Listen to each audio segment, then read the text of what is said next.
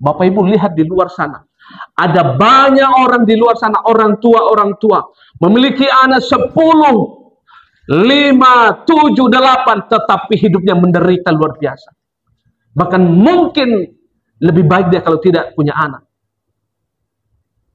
Maka kalau menjadikan sumber kebahagiaan kita punya anak, itu juga keliru Bapak Ibu. Itu juga keliru. Karena itu tidak akan menjamin bahwa kita akan bahagia. Setuju ya? Setuju Bapak Ibu ya? Bahwa itu tidak akan menjamin. Baik itu harta, baik itu kesuksesan karir, maupun juga dengan anak-anak, jangan jadikan itu sebagai satu-satunya sumber kebahagiaan kita. Amin ya? Kita harus sepakat dalam hal ini. Tetapi kita akan melihat dalam Alkitab, apa yang sesungguhnya kebahagiaan kita. Penipu atau pencuri, maka saya di depan hakim, seharusnya adalah hukuman saya, hukuman yang paling berat. Karena apa? Terbukti melakukan pelanggaran. Tetapi ketika mau diputuskan, diketok palu, maka sang hakim melihat wajah saya. Waduh, siapalah si Eman ini?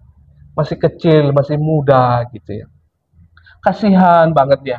Kalau dihukum seumur hidup, apalagi dihukum mati. Udahlah, kita bebaskan dia dari hukuman ini.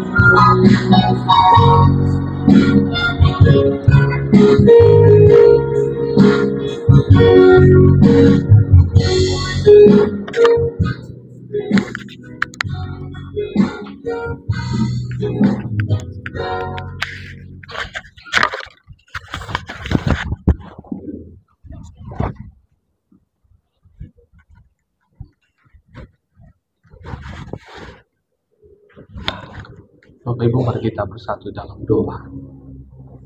Oleh karena kemurahan Tuhan saja, kami boleh ada sebagaimana ada pada pagi hari ini. Pada pagi hari ini Tuhan, kami terus mau membuka hati kami. Kami mau diingatkan. Kami mau menjadikan hati kami hati yang terbuka, menjadi tanah yang subur, untuk terus boleh ditanamkan benih-benih firman Tuhan, supaya kami lebih baik lagi, supaya kami lebih lagi mengasihi Tuhan, mengasihi sesama, dan kami boleh memiliki pengertian, pemahaman yang baik akan firman Tuhan yang sungguh-sungguh. Tuhan tolong seluruh jemaat-Mu dan kami semua, sehingga kami boleh hidup dalam kebenaran yang asli, sehingga kami diperkaya setiap kami membaca dan mendengar firman-Mu itu. Terima kasih pakai hamba-Mu yang bodoh dan yang hina ini untuk berbicara firman. Dalam nama Yesus kami berdoa, bersyukur. Haleluya. Amin. Baik, selamat pagi bagi kita semuanya. Shalom. Ya, bagaimana di belakang sudah selesai? Ya, di sini aja duduknya biar lebih mantap ya. Baik, puji Tuhan, Bapak Ibu, kita boleh bersama-sama bersekutu pada pagi hari ini. Dan saya sudah persiapkan satu makanan rohani yang baik untuk kita boleh cerna, dan mengajak kita untuk menikmati makanan rohani yang baik yang sudah saya persiapkan bagi kita pada pagi hari ini. Judulnya adalah kebahagiaan yang menipu. Oleh Tuhan, kalimat ini adalah sebatas kalau kita pikirkan sepertinya paradoks. Apakah benar ada kebahagiaan yang menipu? Oleh Tuhan, gambarannya seperti ini Bapak Ibu. Kadang-kala kita melihat itu bahwa orang itu begitu bahagia kelihatannya, tetapi itu hanya sebatas apa? Sebatas topengnya saja. Sesungguhnya orang itu rapuh luar biasa. Di dalamnya penuh banyak pergumulan. tetapi kelihatannya bahagia seperti itu. Tetapi pada kenyataannya, di dalam, di keluarga, dan di pekerjaan, dan banyak pergumulan, tetapi hanya kelihatannya, oh itu bahagia ya, wajahnya cerah. Tetapi sesungguhnya tidak demikian. Maka ini diwakili oleh laki-laki, dan ini diwakili oleh perempuan. Ya, perempuan happy-happy kelihatannya. Oh, ceria kelihatannya. Sepertinya gitu, bahagia. Tetapi tidak demikian. Oleh Tuhan, saya mengajak kita pada pagi hari ini, apa itu kebahagiaan? Maka kita akan membaca firman Tuhan terlebih dahulu dari kitab Mazmur pasal yang ke-32, ayat yang pertama sampai dengan kedua. Ada dua ayat yang akan kita renungkan secara bersama-sama pada pagi hari ini. Kalau sudah menemukan Bapak Ibu, kita baca secara bersama-sama ya. Ada dua ayat yang kita renungkan pada pagi hari ini.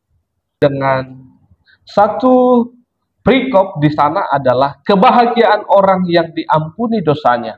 Ayat yang pertama sampai kedua kita baca secara pelan-pelan saja. 1, 2, 3, ya. Dari Daud, nyanyian pengajaran.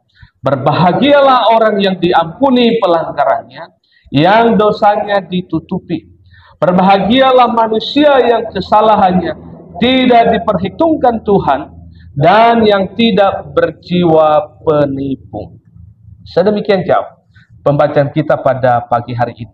Baik, saudara Tuhan, kita akan melihat terlebih dahulu apa itu kebahagiaan.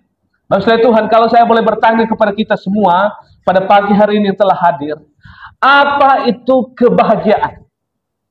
Ya, banyak versi memberikan pengertian tentang kebahagiaan. Maka kita akan melihat definisi atau pengertian daripada kebahagiaan itu sendiri. Mari kita simak secara bersama-sama. Ada beberapa saya mengutip beberapa pandangan seperti yang diungkapkan oleh Wibowo di sini.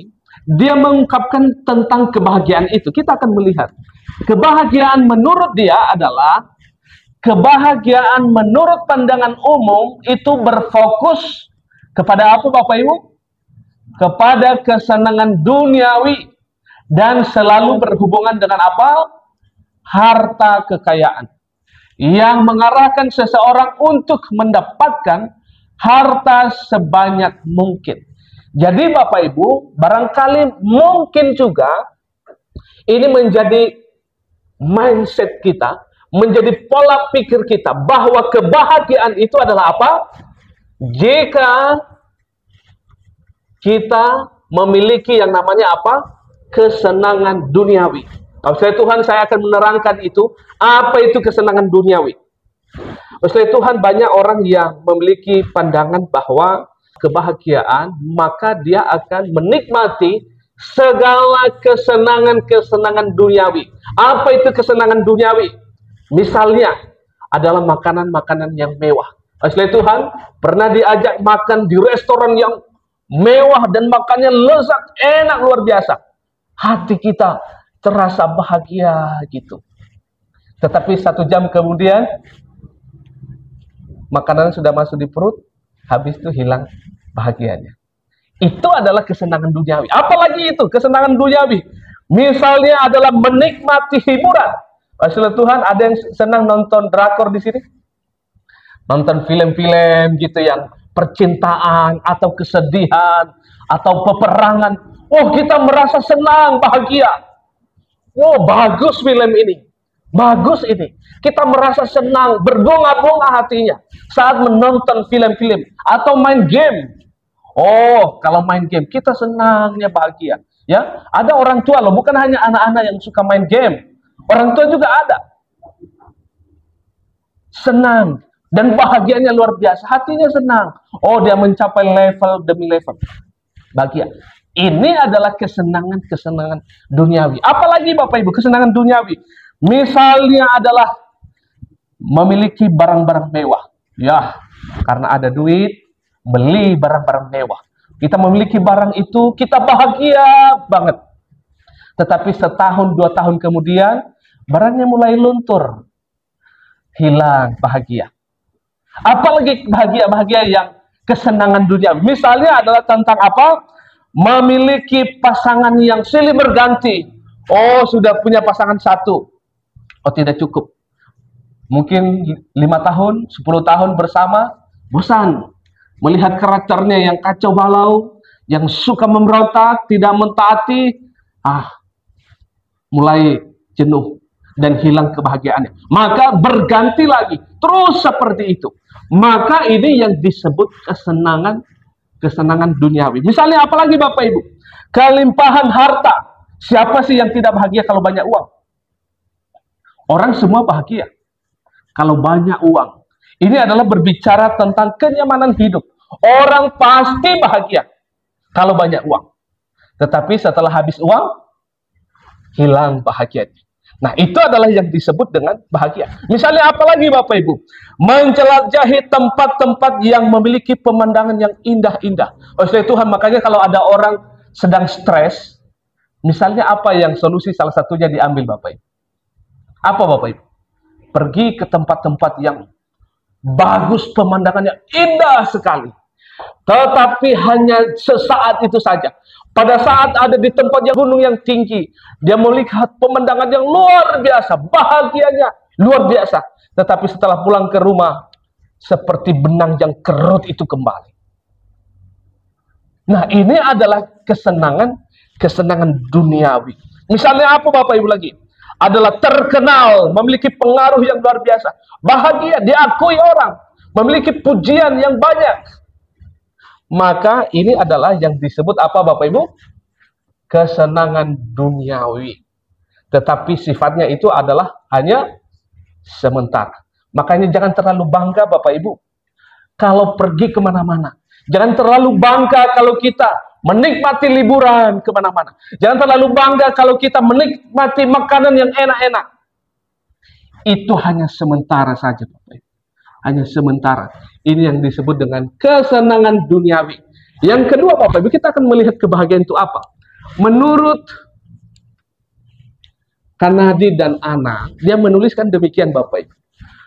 Kebahagiaan menurut dia adalah, kebahagiaan adalah sukses mendatangkan apa? Kebahagiaan. Atau kebahagiaan mendatangkan kesuksesan. Sementara khawatir, stres, dan mengasihani diri sendiri tidak menambah 1000 perak pun dalam kebahagiaan, dalam hidup kita. Jadi menurut dia Bapak Ibu, bahwa jika orang sukses, maka itu adalah kebahagiaan bagi dia. Bapak Tuhan, sukses itu banyak diartikan Bapak Ibu. Sukses itu bisa dengan karir. Ya mungkin dalam pekerjaan dia mencapai satu karir yang tinggi sekali. Ya mungkin dia sebagai kepala atau bagian apapun, maka dia merasa begitu bahagia luar biasa. Tetapi menikmati itu apakah selamanya? Apakah selamanya Bapak Ibu? Tidak. Ada masanya, nanti juga akan selesai hal demikian. Sama seperti saya. Mungkin hari ini saya adalah sebagai dipercayakan untuk mengembalakan pos PI di tempat ini. Mungkin di lain waktu saya bukan lagi diangkat sebagai seorang gembala. Mungkin hanya sebagai seorang penginjil jalanan saja. Nah, Bapak Ibu Tuhan, banyak orang berpandangan bahwa kebahagiaan adalah sesungguhnya bagi mereka jika mereka memiliki kesuksesan. Misalnya adalah mendapatkan pendidikan yang tinggi. Oh, anak saya sudah tamat sekolah, maka itu adalah sumber kebahagiaan satu-satunya. Itu keliru. Luar biasa Bapak Ibu. Apalagi itu yang dikatakan oleh Kanadi ini dan Anang, mengatakan bahwa sukses mendatangkan kebahagiaan. Sukses yang diartikan di sini adalah misalnya adalah kesuksesan tentang finansial. Ya, kalau banyak uang, banyak segala sesuatu, maka itu adalah kebahagiaan bagi mereka. Itu adalah pemikiran mereka. Atau segala sesuatu, misalnya ada penemuan, misalnya inovatif, ya, inovasi yang dia temukan, maka itu menjadikan sumber kebahagiaan bagi dia. Itu boleh-boleh saja, tetapi itu bukan kebahagiaan yang sesungguhnya. Maka yang ketiga Bapak Ibu, ini adalah kebahagiaan yang fana. Ini yang diungkapkan oleh Maka saya menemukan satu bagian, Bapak Ibu, saya ungkapkan demikian. Saya menambahkan satu bagian. Banyak orang memikirkan hal ini bahwa ini juga adalah sumber kebahagiaan bagi mereka. Maka saya mengatakan demikian, mari kita baca Bapak Ibu. 1, 2, 3, ya. Banyak orang yang memiliki pemikiran bahwa memiliki anak, banyak anak laki-laki dan perempuan, memiliki kebahagiaan. Tidak punya anak, tidak bahagia. Jadi Bapak Ibu, ada nggak di konsep pikiran kita, di mindset kita, bahwa kalau punya anak, misalnya banyak anak laki-laki, banyak anak perempuan, maka itu menjadikan satu-satunya sumber kebahagiaan. Maka tidak punya anak, tidak bahagia. Bapak Ibu, di luar sana banyak saya temukan jemaah-jemaah Tuhan, orang-orang dunia di luar sana yang sekuler. Mereka menjadikan satu patokan kebahagiaan mereka adalah apa? Jika punya anak. Maka jika tidak punya anak, tidak bahagia. Bapak Ibu lihat di luar sana. Ada banyak orang di luar sana, orang tua, memiliki anak 10, 5, 7, 8, tetapi hidupnya menderita luar biasa. Bahkan mungkin lebih baik dia kalau tidak punya anak. Maka kalau menjadikan sumber kebahagiaan kita punya anak, itu juga keliru Bapak. Itu juga keliru. Karena itu tidak akan menjamin bahwa kita akan bahagia. Setuju ya? Setuju Bapak Ibu ya? Bahwa itu tidak akan menjamin. Baik itu harta, baik itu kesuksesan karir, maupun juga dengan anak-anak, jangan jadikan itu sebagai satu-satunya sumber kebahagiaan kita. Amin ya. Kita harus sepakat dalam hal ini. Tetapi kita akan melihat dalam Alkitab, apa yang sesungguhnya kebahagiaan kita. Apa yang sesungguhnya kebahagiaan kita sebagai orang percaya. Ini sangat penting Bapak Ibu, kita mesti ingat ini. Apa yang sesungguhnya yang menjadi kebahagiaan saya dan kita semua sebagai orang percaya. Maka kita kembali pada ayat Alkitab Bapak Ibu. Maka sesungguhnya adalah kebahagiaan saya dan kita semua itu adalah yang pertama. Nah ini perhatikan Bapak Ibu ya. Kebahagiaan saya dan kita semua yang sesungguhnya, Alkitab menyatakan demikian, menegaskan demikian. Yang pertama kita baca Bapak Ibu. Kita baca ayat yang pertama. Bagian B di sana apa dikatakan? 1, 2, 3 ya. Orang berbahagia adalah orang yang telah diampuni pelanggarannya dan dosanya ditutupi. Bapak saya Tuhan, kalau Bapak Ibu menganggap tadi, saya punya uang banyak, saya sukses dengan karir, saya punya anak, maka saya bahagia. Maka saya mengatakan, jangan. Itu hanya kebahagiaan sementara. Tetapi kebahagiaan yang kita sesungguhnya adalah apa? Orang berbahagia adalah orang yang telah diampuni pelanggarannya dan dosanya ditutupi. Apa ayatnya di sana dikatakan? Ayat 1 bagian B.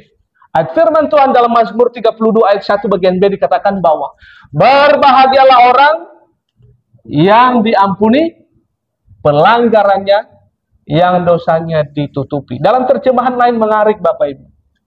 Dalam firman Allah yang hidup mengatakan demikian. Alangkah bahagianya orang-orang yang kesalahannya telah diampunkan. Alangkah besarnya sukacita apabila dosa-dosa sudah ditutupi. Alangkah leganya hati orang-orang yang telah mengakui dosa-dosanya dan Allah telah menghapus semua dosa itu. Jadi Bapak Ibu, kebahagiaan kita yang sejati itu adalah ketika apa? Ketika diampuni pelanggaran kita dan dosa kita ditutupi oleh Allah. Bapak Tuhan, satu kasus misalnya ya. Saya adalah terbukti sebagai seorang pencuri. Saya terbukti adalah seorang penipu. Saya terbukti adalah seorang yang sudah memakai narkoba misalnya. Ini contoh saja kasus.